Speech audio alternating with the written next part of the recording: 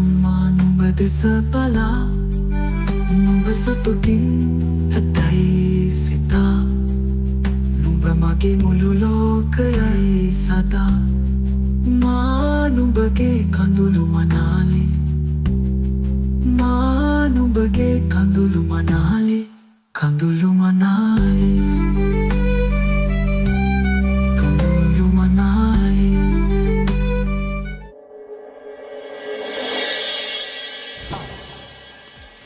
කෙල්ල අර මිනිහෙක්ව ඔට්ටු වෙනකොට කවුරු හරි ඒ මිනිහව ඇදලා ගත්තේ අර මිනිහගේ තිබුණ අත් දෙක කෙල්ලගෙන් අතෑරිත්තේ.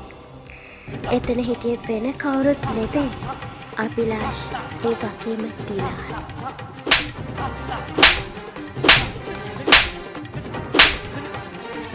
තොට කොහෙන්ද බල්ලෝ හයියක් ආවේ මගේ කෙලට අත තියන්න? මචන් දැන් ඇති අතෑරපන් ඕක. දැන් හොඳටම ඇති ආ. තෝ දැනගනි. ආයේ ඔබ මේ විදියට කාට හරි ගෑනු කෙනෙක්ට කරදර කරන්න හදලා තිබ්බොත් මං තෝව මරනවා. මචන් නංගි ගැන බලපන්. කෙල්ල හොඳටම බය වෙලා ඉන්නේ. ඈතට වෙලා වෙවුල බලාගෙන ඉන්න කෙල්ල දිහා බලලයි ඩිලාන් එහෙම කිව්වේ. ඩිලාන් ආවේ දවල් අභිලාෂව බලලා දවස් 2-3ක් ගමේ ඉඳලා යන්න. කොල්ල දෙන වැව පැත්තට ගිහින් වැවේ තිබුණ පාරුවෙන් වැව වටේම රවුමක් ගියා. ඒ ගිහින් වැවුතා උල්ලෙන් පහලට තියෙන ගුරුපාර අතරමැදදී තමයි ඇහුනේ මාව බේරගන්න කියලා කවුරු හරි කෑ ගහනවා. අන්න ඒ ශබ්දෙටයි අභිලාෂ්ල මේ පැත්තට ආවේ.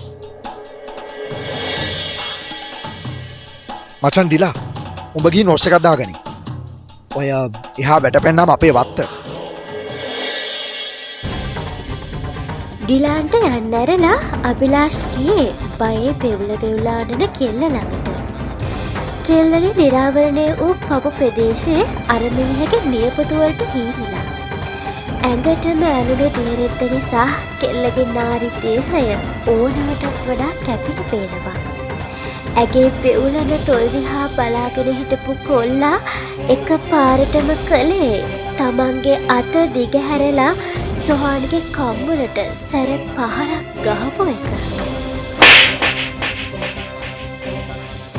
වේදනාවෙන් පුපුරු ගහන කම්බලත් අල්ලගෙන කෙල්ල ඇස්වල කඳුළුත් පුරවගෙන අභිලාෂ් දිහා බැලුවේ. ලාෂ් කටහපන් බෙල්ලි. තෝ හැම එකකටම පේන්න මෙහෙම එළිය දාගෙනද නාන්නේ මෙහෙම? හැමදාම නාන්නේ මෙහෙමද උඹ? උඹ මහගෑනියෙක්ද සෝවා? රැට රෑ වෙලා ලිංගානේ. උඹට මොනව හරි වුණා නයි යකෝ? කතා කරපන්. උඹ හැමදාම මෙහෙම තනියම නාන්නේ නේද? චීත්ත කෑල්ලකුත් ඇඳගෙන? සමහර දවස්වලට රෑ වෙනවා ලාෂ්. සෝමම්මා බබා ගාව නිසා මං තනියම බහපන් උඹේ කට. මොකක් හරි හේතුවක් තියෙනවනේ. අනික මේ මහරෑ මොන මගුලටද නෑවේ?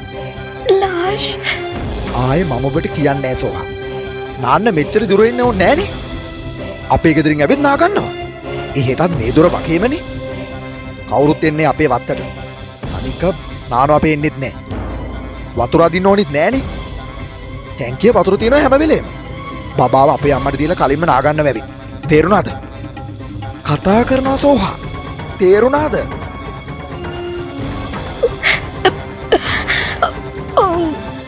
වාඩි වෙනා මේ කලුඩි. රෙදි සෝදන කල පෙන්නලා අභිලාෂ් සැරෙන් කිව්වම කෙල්ල බයට මෙතන වාඩි වුණා. අභිලාෂ් වතුර බාල්දි 2-3ක්ම සොහානික ඔළුවට දැම්මේ කෙල්ල තවමත් සබන් පිටින් ඉන්න නිසා.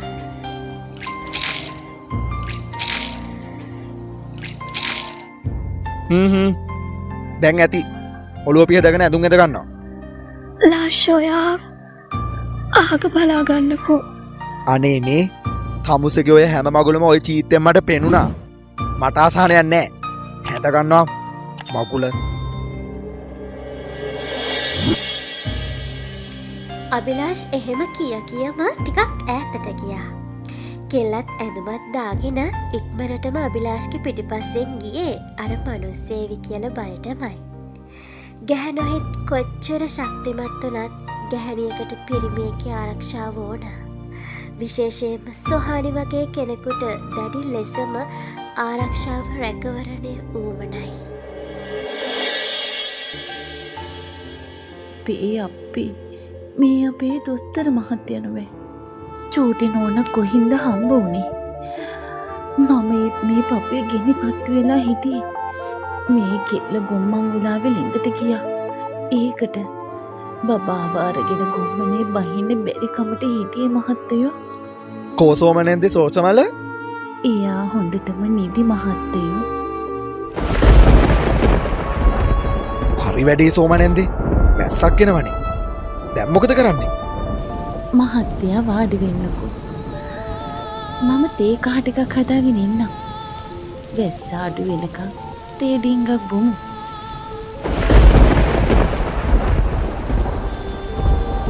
ඔළුව පිහද ගන්නවා හොඳට.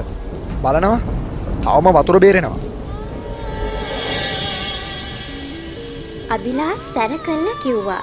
රෙදි ටික වැරට දාලාව කෙල්ල තුවාය අතට අරගෙන ඔළුව පිහදගත්තා. මහත්තයෝ මේ තේ එක මහත්තයා ඉතින් අපේ ගෙවල් වලින් කන්න බොන්න කැමතිද මන්දා. මම මේ රොටි හැදුවා. ලුණු මිරිසකුත් එක්ක. ඒකත් ගෙනාවා. අනේ මරුනේ නැන්දේ. මේ වැස්ස වෙලාවට මරෝ කෑම.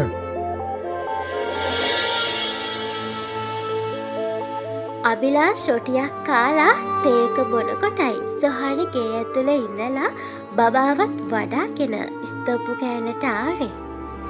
කෙල්ල හොඳටම වෙවුලනවා. රෝසමලව හොඳට ඔතල තිබුණට මොකද බබාටත් සීතලද කොහෙද? කොල්ල තේකෝප්පේ එතන තිබ්බ පොඩි ස්ටූල් එකෙන් තියලා නැගිටලා බබාව ගත්තා. බබා හිටිය ඇහැරිලා.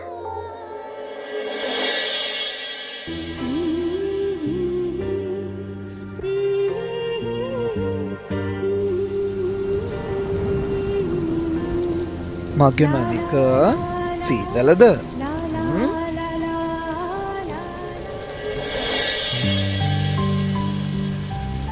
අබිලාෂ් බබාව වඩාගත්තේ එහෙම කියලා. අබිලාෂ් පුටුවේ වාඩි වෙලා බබා එක්ක හුරතල් වෙනවා.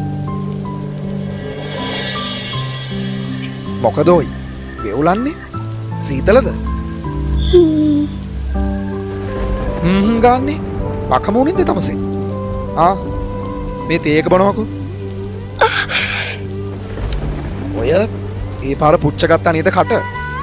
අමුසෙත් පොඩි එකෙක් වගේනේ. බලනවකෝ. කෝ බලන්න. පුච්ච ගන්නවයි තුවාල කරගන්නවයි එක එකාට කියලා සූර ගන්නවයි. බලනවකෝ ඉතින්. ඇයි කුටි කනවයි?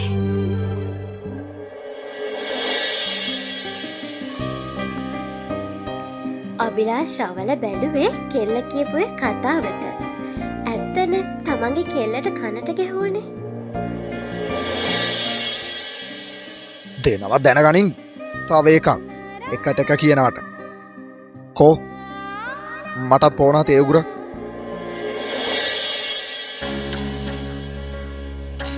අනේ ඩිලාන් අයියේ අපේ අයියා තාම අර හිඟන ගෑණි ළඟද දන්නෙත් නැහැ. බලන්නකෝ අපේ අයියා. අනේ නංගිනේ මිනිස්සුන්ට කතා හදන්නේ නැතුව ඉන්නවා. ඌ ඇස්සට කොටු වෙලා ඇත්තේ. ඉන්ඩකෝ මම ඔය ගෑනිට හොඳට ගිහිල්ලා අමතන්න. මගේ සුදු අය වල්ල ගන්න එනවට. එහෙම කිව්වේ ලක්ෂි. අනේ මේ ඔයාලා දෙන්න ඕන මගුලක් කරගන්නවා. මම යනවා නිදා ගන්න. ඌ එන වෙලාව ගෙන්නේ නැත.